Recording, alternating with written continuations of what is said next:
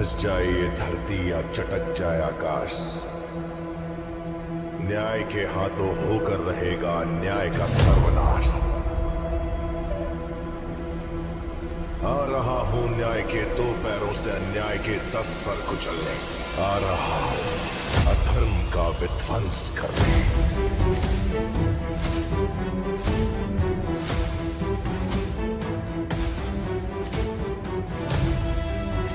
अजमद अली शाह के सबसे बड़े बेटे वाजिद अली शाह, जो इवेंचुअली अवध के आखिरी रूलर थे, 1847 में अवध के सिंहासन पर बैठे।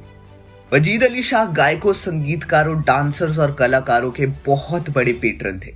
उन्हें आर्किटेक्चर्स में भी काफी रुचि थी। सिंहासन पर आते ही उसने कसीर बाग महल पैलेस का निर्माण शुरू कर दिया। यह बड़ा पैलेस 1848 और 1850 के बीच फर्नीचर और सजावट सहित 80 लाख रुपए की कॉस्ट से बनाया गया था। कसीर बाग के कोर्ट यार्ड को उसके लॉन सहित जिलो खाना कहा जाता था।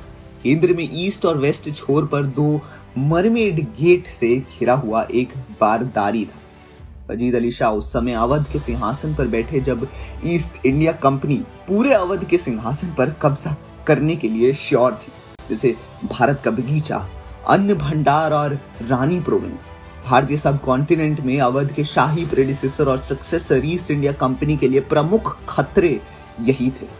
अलग अलग सर्कमस्टांसेस में शायद वो एक शासक के रूप में सफल हो सकता था, क्योंकि उसके पास ऐसे कई गुण थे जो एक अच्छे एडमिनिस्ट्रेटर को बनाते हैं।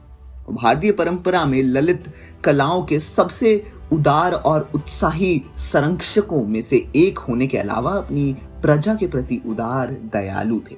जब वो सिंहासन पर चढ़ा तो उसने न्याय के प्रशासन में गहरी दिलचस्पी ली, सुधारों की शुरुआत की और सेना को पुनः गठित किया। वाजिद अली शाह को व्यापक रूप से एक व्यभिचारी और अलग शासक के रूप में माना जाता था, लेकिन उनकी कुछ बदनामी गलत लगती है। निंदा का मुख्य कारण लखनऊ के British resident general William Sleeman से आता है, जिन्होंने मैल एडमिनिस्ट्रेशन और लॉलेसनेस को उजागर करते हुए एक रिपोर्ट प्रस्तुत की, जिसे उन्होंने वहां प्रचलित बताया। हालांकि स्लीमन खुद कई कारणों से सख्त विरोधी थे, राजनीतिक, फाइनेंशियल और एथिकल सहित। अंग्रेजों को उनके द्वारा खोजे जा रहे परोपकार के पहलू के स्थान प्रदान किए, उनके एनेक्सेशन के लिए ऑफिशियल आधार बनाया। हालांकि हाल के अध्ययनों ने सुझाव दिया कि अवध ने तो बैंकरप्ट था और ना ही उतना लॉलेस था जितना कि अंग्रेजों ने दावा किया था। वास्तव में अवध एनेक्सेशन से काफी पहले ब्रिटिश शासन के तहत सभी ऑफिशियल पर्पस के लिए था, जिसमें नवाब एक नाम मात्र की भूमिका से थोड़ा ज्यादा खेल रहे थे। बंगाल प्रेसिडेंट सेना की भर्ती बड़े स्केल पर अवध से की गई थी, जबकि 1855 में गवर्नर जनरल लॉर्ड डलहौजी के निर्देशन में अवध से कोई भी टैक्स रेवेन्यू जो राज्य सरकार की लागत के लिए जरूरी नहीं था, ईस्ट इंडिया कंपनी द्वारा अप्रोप्रिएट किया गया था। ईस्ट इंडिया कंपनी द्वारा लंबे समय से प्रोटेक्टेड उनके राज्य को उनके राज्याभिषेक की 9वीं वर्षगांठ से 2 दिन पहले 11 फरवरी 1856 को ईस्ट इंडिया कंपनी द्वारा कब्जा कर लिया गया था। नवाब को मीतिया ब्रूज में गार्डन रीच में निर्वासित कर दिया गया, जो उस समय कोलकाता का एक सबर्ड था, जहां उन्होंने अपना बाकी जीवन एक उदार पेंशन पर बिताया।